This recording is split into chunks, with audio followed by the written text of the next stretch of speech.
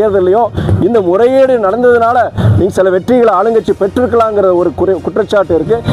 பீகார்ல 25 லட்சத்துல 22 லட்சம் இறந்து போனவங்க.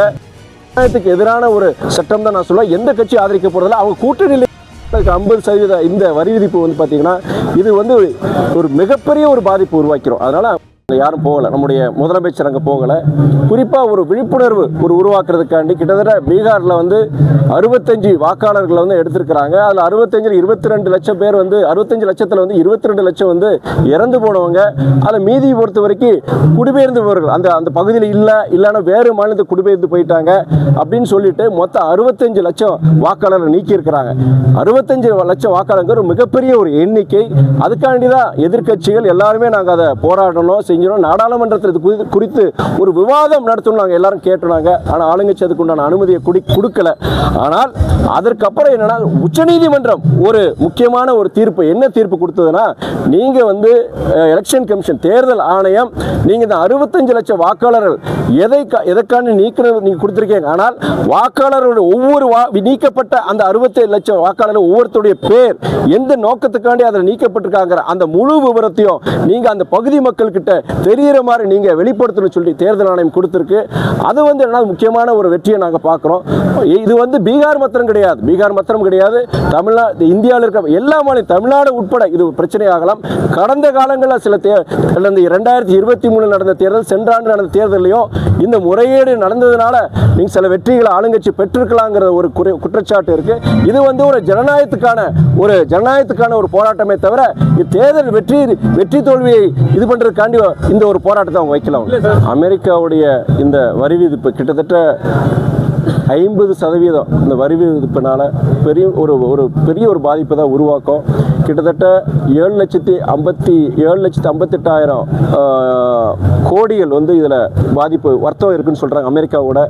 இதனால் என்னன்னா கிட்டத்தட்ட 30 விழுக்காடுக்கு இந்த வரி விதிப்புக்குள்ள உள்ள வராதுன்னு சொல்கிறாங்க. மருந்துகள் போன்ற எலக்ட்ரிக் மோட்டார்ஸ்லாம் அது வராதுன்னு சொல்கிறாங்க. அது போய் மீதி இருக்கிற 70 விழுக்காடுக்கு போது இந்த 50% வரி விதிப்பு சொல்கிறாங்க. இந்த 70% வரி பொருட்களுக்கு வரி விதிப்பு இருக்கிறதுனால கிட்டத்தட்ட நமக்கு ஒரு 4 லட்சம் கோடிக்கு மேலே வர்த்தகம் நமக்கு பாதிக்குன்னு சொல்கிறாங்க. குறிப்பாக நீங்கள் சொல்கிற மாதிரி பின்னலாடை கார்மெண்ட்ஸ் அப்பேரல் இண்டஸ்ட்ரி பொறுத்த வரைக்கும் மிகப்பெரிய ஒரு பாதிப்பு. உங்களுக்கே தெரியும், திருப்பூர் போன்ற நகரங்கள் அந்த பகுதியில் பொறுத்த வரைக்கும் நிர்ணயிக்கிறதே அந்த வாழ்வாதாரத்துக்கு முக்கியமானது இந்த அப்பேரல் கார்மெண்ட் இண்டஸ்ட்ரி, பின்னலாடை தொழில். அவங்களுக்கு ஒரு மிகப்பெரிய ஒரு பாதிப்பு.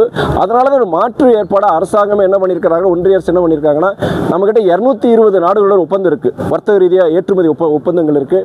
அதில் குறிப்பாக ஒரு 40 நாடுகளை தேர்ந்தெடுத்து அந்த நாடுகளுக்குள்ள நம்முடைய அந்த வர்த்தக குறிப்பாக அந்த கார்மெண்ட் இண்டஸ்ட்ரி பின்னலாடை ஏற்றுமதிக்கு உண்டான முயற்சிகளை எடுத்துட்டு இருக்கிறாங்க. அந்த நாடுகளுக்கு நான் சொல்ற இந்த 40 நாடுகளுடைய மொத்தம் அவங்களுடைய இறக்குமதி, இது மாதிரி நீங்க சொல்ற அந்த இறக்குமதி கிட்டத்தட்ட 500 நான் சொல்ற கிட்டத்தட்ட ஒரு பல லட்சங்கள். நீங்க சொல்ற அமெரிக்காவுடைய இது கிட்டத்தட்ட 4 லட்சம் கோடி நமக்கு பாதிப்பு. இந்த 40 நாடுகளுடைய வர்த்தகம் பார்த்தீங்கன்னா கிட்டத்தட்ட 100 லட்சம் கோடிக்கு மேல இருக்கு. நீங்க ஸோ அதை ஈடு செய்யறதுக்கு உண்டான முயற்சியை ஒன்றிய அரசாங்கம் ஈடுபட்டு கண்டிப்பாக ஈடுபடணும். நீங்க இதுல ஏதாவது ஒரு பின்னடைவு ஏற்பட்டுச்சுன்னா தமிழ்நாட்டில் குறிப்பாக நம்முடைய கொங்கு மண்டலத்தில் திருப்பூர் கோவை போன்ற இடங்களில், கரூர் போன்ற இடங்களில் பொறுத்த வரைக்கும் மிகப்பெரிய ஒரு பாதிப்பு ஏற்படும். அது தொழிற்சாலைக்கு மாத்திரம் கிடையாது, தொழிற்சாலைக்கு நாளைக்கு வேலை வாய்ப்புக்கு பெரிய லட்சக்கணக்கான பேருக்கு வேலைகள் இழக்கிற அந்த ஒரு சூழ்நிலை உருவாயிரும். அதனால மாநில அரசு, தமிழ்நாடு அரசு சரி, பிற நம்முடைய ஒன்றிய அரசுக்கு அழுத்தத்தை கொடுக்கணும். இதுல ஒரு காலதாமதம் ஆயிடக்கூடாது. ஒரு 2 மாசம் 3 நாள் பல தொழிற்சாலைகளை மூட வேண்டிய ஒரு சூழ்நிலை வந்துடும். முக்கியமான ஒரு கேள்வி, நானே இது விஷயமா ஒரு அறிக்கை கொடுக்கணும். ஒன்றிய அரசு இதுக்கு அதீத கவனம் செலுத்தணும். இது ஏற்கனவே கோவிட் இப்பதான் மீண்டும் சில வருஷங்கள் ஆகுது. இந்த ஒரு அமெரிக்க நாளுக்கு 50% இந்த வரி விதிப்பு பார்த்தீங்கன்னா இது ஒரு மிகப்பெரிய ஒரு பாதிப்பு உருவாக்கிறோம். அதனால ஒன்றிய அரசு இது அதீத கவனம் செலுத்தி இது ஒரு மாற்று ஏற்பாடு, இந்த ஏற்றுமதிக்கான மாற்று ஏற்பாடு கண்டிப்பா அவங்க செய்யணுங்கிறது என்னுடைய கருத்து. நிறைவேறதுக்கு வாய்ப்புகள் கிடையாது. ஏன்னா இந்த மாதிரி ஒரு கான்ஸ்டிடியூஷனல் சேஞ்ச் பொறுத்த வரைக்கும் என்னன்னா 2/3 மெஜாரிட்டி உங்களுக்கு வேணும். நாடாளுமன்றத்தில் 2/3 மெஜாரிட்டி இருந்தால் தான் இந்த அமெண்ட்மெண்ட் அவங்க கொண்டு வர முடியும்.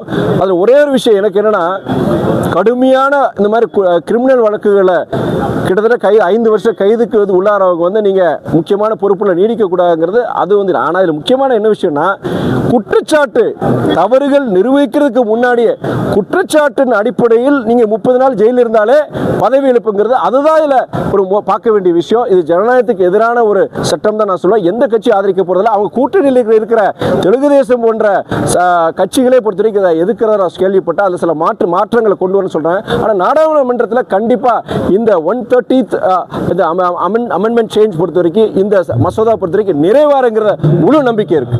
இதுபோன்ற செய்திகளை மேலும் தெரிந்து கொள்ள எங்களது யூடியூப், ஃபேஸ்புக் மற்றும் ட்விட்டர் ஆப்களை சப்ஸ்கிரைப் செய்யவும்.